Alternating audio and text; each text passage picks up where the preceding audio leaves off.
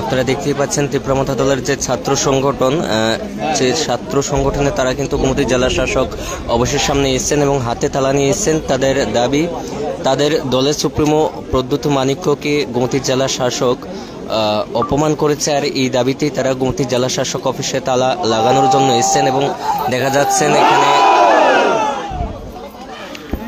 দেখা যাচ্ছে কয়েক হাজার যে যুবকর্মী তারা কিন্তু এসছেন এবং সেই আন্দোলনে সামিল হচ্ছেন। মহারাজের অপমানের বিরুদ্ধে তারা কিন্তু সোচ্চার হয়েছেন দেখা যাচ্ছে। তবে এই আন্দোলন নিয়ে কি জানাচ্ছেন তারা আমরা কিন্তু সব তুলে ধরবো।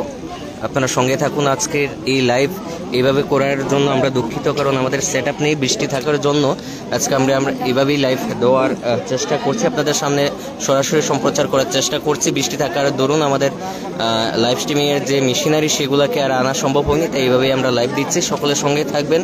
এবং আমরা যে জায়গা থেকে আপনাদের লাইভ তুলে ধরছি সেটা হলো গোমতী জেলা শাসক অফিসে। সেখানে কিন্তু তীব্রমথা দলের যে যুব সংগঠন, সেই যুব সংগঠন কিন্তু এখানে আন্দোলনে নেমেছে হাতে তালা নিয়ে। দেখতেই পাচ্ছেন যে হাতে তালা কিন্তু রয়েছে তাদের, এবং তারা কিন্তু গোমতী জেলা শাসক অফিসে তালা দেবেন এমনটা ভেবেই কিন্তু এসেছিলেন।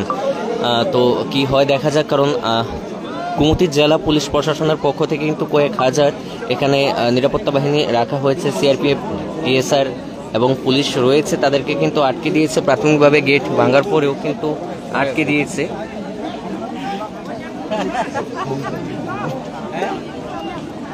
আমি আবারও দুঃখিত আজকে এইভাবে লাইভ ধরার জন্য, কারণ আমাদের কাছে উপায় নেই, কারণ বৃষ্টি পড়ছে এবং এই বৃষ্টিতে কিন্তু আন্দোলন চালাচ্ছেন যারা তীব্রমথা দলের ছাত্র সংগঠনের কর্মীরা কিন্তু বৃষ্টিকে উপেক্ষা করেই চালাচ্ছেন তাদের এই আন্দোলন।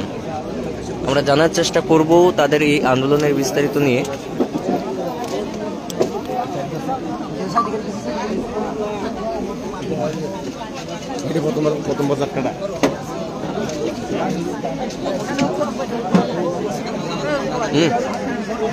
উত্তম না